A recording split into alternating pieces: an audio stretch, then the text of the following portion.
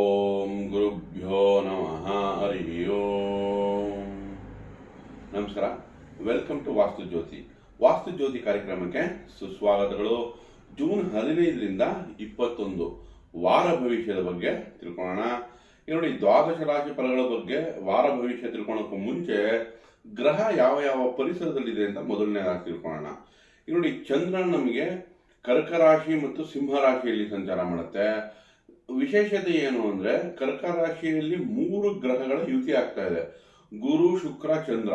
ಹಾಗಾಗಿ ನಮಗೆ ಈ ವಾರದಲ್ಲಿ ಒಂದು ವಿಶೇಷತೆನ ಈ ವಾರದಲ್ಲಿ ನೋಡ್ಬೋದು. ಹಾಗೆ ನಮಗೆ ಮಿಥುನ ರಾಶಿಯಲ್ಲಿ ಬುಧ ಸ್ವಸ್ಥಾನ ಜೊತೆಗೆ ರವಿ ಜೊತೆ ಸೇರಿದೆ.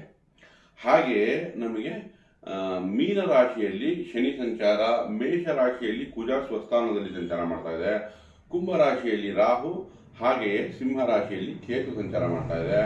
ಸೊ ಓವರ್ ಆಲ್ ನೋಡ್ರೆ ಪರಿಸರ ಈ ವಾರದಲ್ಲಿ ಎಲ್ಲರಿಗೂ ಚೆನ್ನಾಗಿ ಕಾಣಿಸ್ತಾ ಇದೆ. ಯಾಕಂದ್ರೆ ಗುರು ಶುಕ್ರರ ಯುತಿ ಆಗ್ತಿದೆ, ಚಂದ್ರನು ಜೊತೆಲಿದೆ. ಶುಭ ಕಾರ್ಯಗಳಿಗೆ ಖರ್ಚು ಹೆಚ್ಚಾಗ್ಬೋದು, ಟ್ರಾವೆಲಿಂಗ್ ಹೆಚ್ಚಾಗ್ಬೋದು. ಈ ವಾರದ ಓವರ್ ಆಲ್ ಅಂದ್ರೆ ಜನ ಸ್ವಲ್ಪ ಟ್ರಾವೆಲ್ ಜಾಸ್ತಿ ಮಾಡ್ತಾರೆ, ಅಥವಾ ಶುಭ ಕಾರ್ಯಗಳಿಗೆ ಖರ್ಚು ಮಾಡ್ತಾರೆ, ಶಾಪಿಂಗ್ ಜಾಸ್ತಿ ಮಾಡುವಂತ ವಾರ ಆಗ್ಬೋದು. ಸೊ ಓವರ್ ಆಲ್ ಆಗಿ ಈ ತರ ಪರಿಸರದಲ್ಲಿ ಗೋಚಾರ ನಡೀತಾ ಇದೆ ಗ್ರಹಗಳದು. ಈಗ ವಾರ ಭವಿಷ್ಯ. ಅದಕ್ಕೂ ಮುಂಚೆ ನಮಗೆ ಈಗ ಮುಹೂರ್ತಗಳ ಭಾಗ ನೋಡೋಣ. ಯಾಕಂದ್ರೆ ಈಗ ನಮಗೆ ಮುಹೂರ್ತ ಭಾಗ ಸಿಗೋದ್ರಿಂದ ಒಂದು 3 ದಿನ ಒಳ್ಳೆ ದಿನ ಸಿಗ್ತಾ ಇದೆ. ಒಂದನೇದು 17ನೇ ತಾರೀಕು ತೃತೀಯ ಪುನರ್ವಸು ನಕ್ಷತ್ರ ಬುಧವಾರ, 19ನೇ ತಾರೀಕು ಪಂಚಮಿ ಆಶ್ಲೇಷ ನಕ್ಷತ್ರ ಶುಕ್ರವಾರ, ನಂತರ ಭಾನುವಾರ ಬರುತ್ತೆ. ನೋಡಿ, 21ನೇ ತಾರೀಕು ಸಪ್ತಮಿ ಪೂರ್ವ ಪಾಲ್ಗುಣಿ ನಕ್ಷತ್ರ ಭಾನುವಾರ ಬರುತ್ತೆ. ಹಾಗಾಗಿ ಈ 3 ದಿನಗಳಲ್ಲಿ ಶುಭ ಕಾರ್ಯಗಳನ್ನ ಮಾಡ್ಕೋಬಹುದು. ಈಗ ದ್ವಾದಶ ರಾಶಿ ಫಲಗಳ ಬಗ್ಗೆ ತಿಳ್ಕೊಳ್ಳೋಣ. ಸಿಂಹ ರಾಶಿ.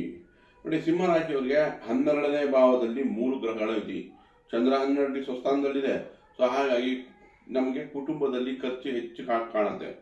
ಯಾವಾಗ ನಮಗೆ ಚಂದ್ರ ಸ್ವಸ್ಥಾನದಲ್ಲಿ 12ನೇ ಮನೆಯಲ್ಲಿದೆ, ತಾಯಿಗಾಗಿ ಖರ್ಚು. ಆದರೆ ತಂದೆಯಿಂದ ಲಾಭ ಕಾಣುತ್ತೆ. ಯಾಕೆ ಅಂದ್ರೆ ನಿಮ್ಮ ರಾಶ್ಯಾಧಿಪ 11ರಲ್ಲಿ ಬುಧನ್ ಜೊತೆ ಇದೆ. ಕುಟುಂಬ ಅಂದ್ರೆ 2ನೇ ಮನೆ ಅಧಿಪತಿ 11ನೇ ಮನೆ ಅಧಿಪತಿ ಬುಧನ್ ಜೊತೆನೇ ಇರೋದ್ರಿಂದ ತಂದೆಯಿಂದ ಲಾಭ ಸಿಗುತ್ತೆ.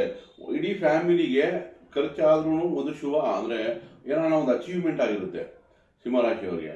ಅದೇ ತರನೇ 11ರಲ್ಲಿ ಸೂರ್ಯ ಇದ್ರೆ ಸರ್ಕಾರದಿಂದ ಲಾಭ, ಮೇಲಧಿಕಾರಿಯಿಂದ ಮೆಚ್ಚುಗೆ, ಪ್ರಮೋಷನ್ ಆಗೋ ಚಾನ್ಸಸ್ ಇರುತ್ತೆ. ಹಾಗೆ ನೋಡಿ, ಸಿಂಹರಾಶಿಯವರಿಗೆ ಭಾಗ್ಯದಲ್ಲಿ ಕುಜ ಸಂಚಾರ ಸ್ವಸ್ಥಾನದಲ್ಲಿದೆ.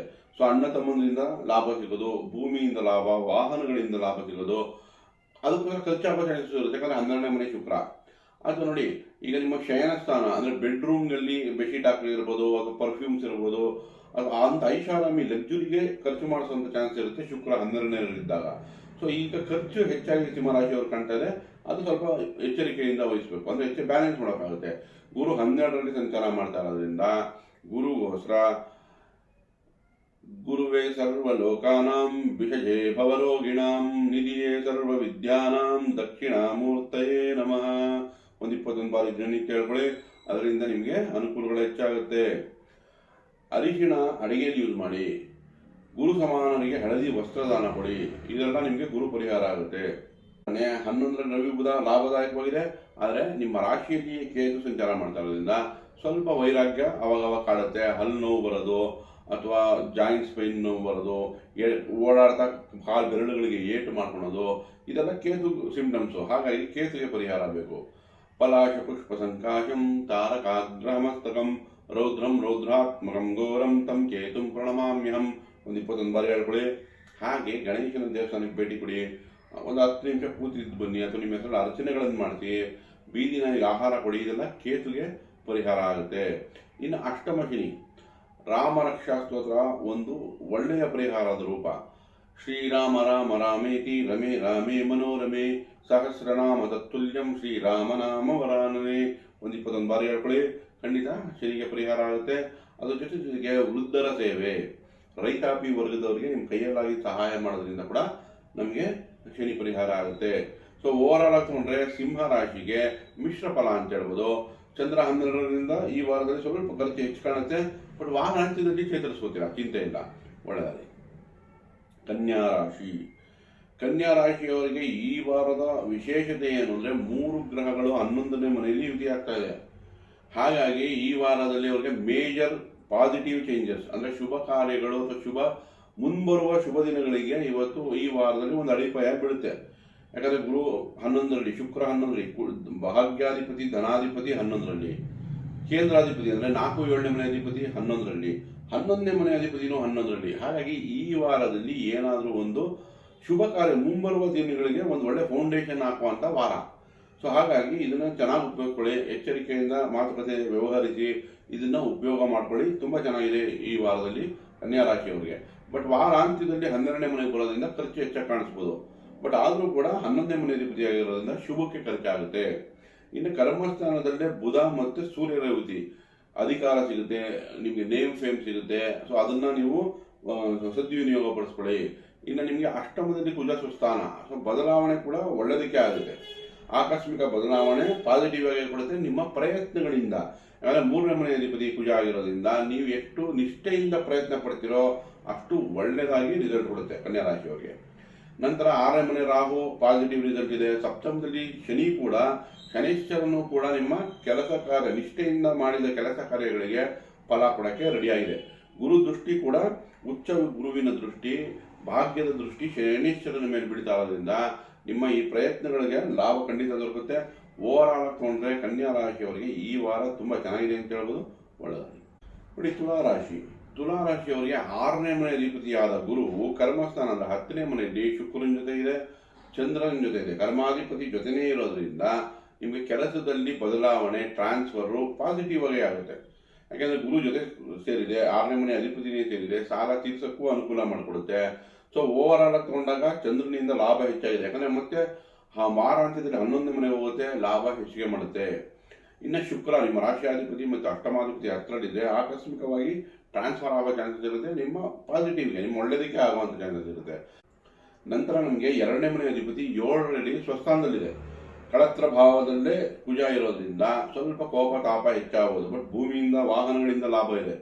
ಬಟ್ ಕೋಪ ತಾಪ ಹೆಚ್ಚಾಗುವಂಥ ಚಾನ್ಸ್ ಇರುತ್ತೆ. ಅದಕ್ಕೆ ಸುಬ್ರಹ್ಮಣ್ಯನ ಆರಾಧನೆ ಬೇಕು, ಲಕ್ಷ್ಮೀ ನರಸಿಂಹನ ಆರಾಧನೆ ಮಾಡಿ, ಅಥವಾ ತೊಗರಿಬೇಳೆ ಬೆಲ್ಲವನ್ನು ಸುಬ್ರಹ್ಮಣ್ಯನ ದೇವಸ್ಥಾನದಲ್ಲಿ ಕೊಡೋದ್ರಿಂದ ನೋಡಿ, ಅಥವಾ ನಿಮ್ಮ ಹೆಸರಲ್ಲಿ ಸುಬ್ರಹ್ಮಣ್ಯ ದೇವಸ್ಥಾನದಲ್ಲಿ ಅರ್ಚನೆಗಳನ್ನು ಮಾಡೋದ್ರಿಂದ ಖಂಡಿತ ನಿಮಗೆ ಅನುಕೂಲಗಳು ಹೆಚ್ಚಾಗುತ್ತೆ.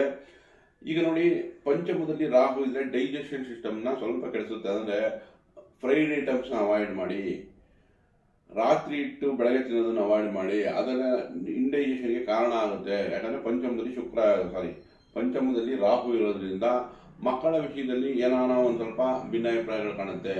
ಹಾಗಾಗಿ ಅದಕ್ಕೂ ಪರಿಹಾರ ಮಾಡ್ಕೋಬೇಕಾಗುತ್ತೆ. ಇನ್ನು 6ನೇ ಮನೆ ಶನಿ ಕೆಲಸದಲ್ಲಿ ಸ್ಟೆಬಿಲಿಟಿ ಕೊಡುತ್ತೆ, ಚಿಂತೆ ಇಲ್ಲ. ಸೊ ಪಂಚಮದ ರಾಹುಗೆ ಪರಿಹಾರ ಬೇಕು. ರಾಹು ಹೊಸ ಉದ್ದಿನ ಬೇಳೆಯನ್ನು ದುರ್ಗಾದೇವಿ ದೇವಸ್ಥಾನದಲ್ಲಿ ಕೊಡೋದು, ಸ್ನೇಹಿತರಿಗೆ ಉದ್ದಿನೊಡೆ, ಈ ಉದ್ದಿಂದ ಮಾಡಿರೋಂಥ ದೋಸೆ ಇರ್ಬೋದು, ವಡೆ ಇರ್ಬೋದು, ಅದು ಸ್ನೇಹಿತರು ಕೊಡಿಸೋದ್ರಿಂದ ಕೂಡ ರಾಹು ಬ್ಯಾಲೆನ್ಸ್ ಆಗುತ್ತೆ. ಇನ್ನು ನಮಗೆ ಭಾಗ್ಯದಲ್ಲಿ ರವಿ ಬುಧರ ಯುತಿ, ಭಾಗ್ಯದಲ್ಲಿ ಬುಧ ಯುತಿ ಆಗಿರೋದ್ರಿಂದ ಸ್ವಲ್ಪ ವಿದ್ಯಾರ್ಥಿಗಳಿಗೆ ಚಂಚಲತೆ ಹೆಚ್ಚಾಗುತ್ತೆ. ಬುಧ ಏನು ಮಾಡುತ್ತೆ, ಸ್ವಲ್ಪ ಕ್ಯೂರಿಯಾಸಿಟಿ ಜಾಸ್ತಿ ಮಾಡೋದ್ರಿಂದ ಕಾನ್ಸಂಟ್ರೇಷನ್ ಕಡಿಮೆ ಆಗುತ್ತೆ ತುಲಾರಾಶಿಯವರಿಗೆ. ಹಾಗಾಗಿ ಇಲ್ಲಿ ಬುಧನಿಗೆ ಪರಿಹಾರ ಬೇಕು. 12ನೇ ಮನೆ ಅಧಿಪತಿ ಆಗುತ್ತೆ. ಹೊರ ದೇಶಕ್ಕೆ ಅಥವಾ ದೂರ ಹಾಸ್ಟೆಲ್ಗೆ ಹೋಗೋಕ್ಕೆ ಅಥವಾ ಊರಿಂದ ದೂರ ಹೋಗೋಕ್ಕೆ ಬುಧ ಚೆನ್ನಾಗಿದೆ. ಬಟ್ ಮನೆಯಲ್ಲೇ ಇದ್ದರೆ ಸ್ವಲ್ಪ ಏಕಾಗ್ರತೆಯ ಕೊರತೆ ಆಗ್ಬೋದು. ಹಾಗಾಗಿ ಬುಧನಿಗೆ ಪರಿಹಾರ ಬೇಕು. ಸೋದರ ಮಾವನ ಮನೆಗೆ ಕರೆದು ಸಿಹಿ ತಿಂಡಿ ಕೊಡೋದಾಗಲಿ, ಅಥವಾ ವಿಷ್ಣು ಸಹಸ್ರನಾಮಗಳನ್ನು ಪಠನೆ ಮಾಡೋದಾಗಲಿ, ಅಥವಾ ಹಸಿರು ವಸ್ತ್ರ ನಿಮ್ಮ ಸೋದರ ಮಾವನಿಗೆ ಒಂದು ಗಿಫ್ಟ್ ಕೊಡಿ, ಅದರಿಂದ ಕೂಡ ಬುಧ ಪರಿಹಾರ ಆಗುತ್ತೆ. ಇಲ್ಲ ಮಕ್ಕಳಿಗೆ, ಸಣ್ಣ ಸಣ್ಣ ಸ್ಕೂಲ್ಗೆ ಹೋಗೋ ಮಕ್ಕಳಿಗೆ ಸ್ಟೇಷನರಿ ಐಟಮ್ ಗಿಫ್ಟ್ ಕೊಟ್ಟರು ಕೂಡ ಬುಧ ಪರಿಹಾರ ಆಗುತ್ತೆ. ಅದರಿಂದ ನಿಮಗೆ ಅದೃಷ್ಟಗಳು ಎನ್ಹೆನ್ಸ್ ಮಾಡುತ್ತೆ. ಭಾಗ್ಯದಲ್ಲೇ ಇರೋದ್ರಿಂದ ಅದೃಷ್ಟಗಳು ಹೆಚ್ಚಿಗೆ ಆಗುತ್ತೆ. ತುಲಾ ರಾಶಿಯವರಿಗೆ ಕರ್ಮಸ್ಥಾನದಲ್ಲಿ ಚಂದ್ರ 10, 11 ಸಂಚಾರ ಮಾಡೋದ್ರಿಂದ ಈ ವಾರದಲ್ಲಿ ಶುಭ ಫಲ ಹೆಚ್ಚಿಗೆ ನೋಡ್ಬೋದು. ಓವರ್ ಆಲ್ ತಗೊಂಡ್ರೆ ತುಲಾ ರಾಶಿ ಚೆನ್ನಾಗಿದೆ, ಒಳ್ಳೆಯದಾಗಿ. ವೃಶ್ಚಿಕ ರಾಶಿ ನೋಡಿ, ವೃಶ್ಚಿಕ ರಾಶಿಯವರಿಗೆ ಭಾಗ್ಯದಲ್ಲಿ 3 ಗ್ರಹಗಳ ಯುತಿ. ಕುಟುಂಬಾಧಿಪತಿ, ಪಂಚಮಾಧಿಪತಿ ಅಂದರೆ ಧನಾಧಿಪತಿ ಮತ್ತು ಪೂರ್ವ ಪುಣ್ಯಾಧಿಪತಿಯಾದ ಗುರುವು ಭಾಗ್ಯದಲ್ಲಿದೆ, ಅದು ಶುಕ್ರನ ಜೊತೆ. ಸಪ್ತಮಾಧಿಪತಿ ಕೇಂದ್ರಾಧಿಪತಿ ಜೊತೆ ಇದ್ದು ಭಾಗ್ಯಾಧಿಪತಿಯಾದ ಚಂದ್ರನ ಜೊತೆನೇ ಇರೋದ್ರಿಂದ ಈ ವಾರದಿಂದ ನಿಮ್ಮ ಅದೃಷ್ಟಗಳು ಹೆಚ್ಚಿಗೆ ಆಗಲು ಶುರು ಆಗುತ್ತೆ. ಇಷ್ಟು ದಿವಸ ತುಂಬ ನಿಧಾನ ಆಗಿತ್ತು, ಆರೋಗ್ಯದಲ್ಲಿ ತೊಂದರೆ, ಕೆಲಸ ಕಾರ್ಯಗಳಲ್ಲಿ ಒತ್ತಡಗಳು, ಎಲ್ಲ ಥರ ವೃಶ್ಚಿಕ ರಾಶಿಯವರು ತೊಂದರೆ ತಗೊಂಡ್ರೆ ಈ ವಾರದಿಂದ ಶುಭ ಕಾರ್ಯಗಳು ಹೆಚ್ಚಾಗುತ್ತೆ. ಹೊಸ ಪ್ರಾಜೆಕ್ಟ್ಗಳು ಸಿಗೋದಾಗಲಿ, ಅದೃಷ್ಟಗಳ ಕೊರತೆ ಇನ್ನಿರಲ್ಲ. ಹಾಗಾಗಿ ವೃಶ್ಚಿಕ ರಾಶಿಯವರಿಗೆ ಒಂದು ನಿರಾಳ ಅನ್ಬೋದು. ಮತ್ತೆ 10ನೇ ಮನೆಗೆ ಚಂದ್ರ ಹೋದ್ರು ಪಾಸಿಟಿವ್ ರಿಸಲ್ಟೇ ಕೊಡುತ್ತೆ. ನೋಡಿ, 6ನೇ ಮನೆಯಲ್ಲಿ ಕುಜ ಇದೆ, ಧೈರ್ಯ ಸ್ಥೈರ್ಯಗಳು ಹೆಚ್ಚಾಗುತ್ತೆ, ಶತ್ರುಗಳ ಮೇಲೆ ವಿಜಯ ಆಗುತ್ತೆ ವೃಶ್ಚಿಕ ರಾಶಿಯವರಿಗೆ. ನಮಗಿಲ್ಲಿ ವೃಶ್ಚಿಕ ರಾಶಿಯವರಿಗೆ ಪಂಚಮದ ಶನಿ, 4ನೇ ಮನೆ ರಾಹು, ಈ 2 ಗ್ರಹಗಳನ್ನ ಬ್ಯಾಲೆನ್ಸ್ ಮಾಡಬೇಕು. ಪಂಚಮದಲ್ಲಿ ಶನಿ ಇದ್ದಾಗ ಮಕ್ಕಳ ವಿಚಾರದಲ್ಲಿ ಒಂದು ಸ್ವಲ್ಪ ಬೇಜಾರಾಗಿರುತ್ತೆ ಅಥವಾ ವೈರಾಗ್ಯ ಬರೋದು ಅಂದರೆ ಸ್ವಲ್ಪ ದೂರ ಆಗಿರ್ತಾರೆ. ಹಾಗಾಗಿ ಮಕ್ಕಳ ಜೊತೆ ಸಮಯ ಕಳೀರಿ. ಪ್ರೀತಿ ಪ್ರೇಮ ಸಾಮರಸ್ಯದಲ್ಲಿ ಕೊರತೆ ಉಂಟಾಗಿರುತ್ತೆ, ಅದ್ರ ಕಡೆ ಗಮನ ಹರಿಸಬೇಕಾಗುತ್ತೆ. ಹಾಗಾಗಿ ಶನಿಗೆ ಪರಿಹಾರ ಮಾಡ್ಕೋಬೇಕು ನೀವು. ಶನಿಗೋಸ್ಕರ ನೀಲಾಂಜನ ಸಮಾಭಾಸಂ ರವಿಪುತ್ರಮಾಗ್ರಜಂ ಛಾಯಾ ಮಾರ್ತಾಂಡ ಸಂಭೂತಂ ತಂ ನಮಾಮಿ ಶನೇಶ್ವರಂ. ಅಥವಾ ಒಂದು ಎಳ್ಳೆಣ್ಣೆ ದೀಪ ಹಚ್ಚಿ, ಅಥವಾ ಹನುಮಾನ್ ಚಾಲಿಸ ಹೇಳಿ, ಅಥವಾ ವೃದ್ಧರದು ಅಥವಾ ರೈತಾಪಿ ವರ್ಗಗಳಿಗೆ ಸೇವೆ ಮಾಡೋದ್ರಿಂದ ಕೂಡ ಖಂಡಿತ ನಿಮಗೆ ವೃಶ್ಚಿಕ ರಾಶಿಯವರಿಗೆ ಶನಿ ಪರಿಹಾರ ಆಗುತ್ತೆ.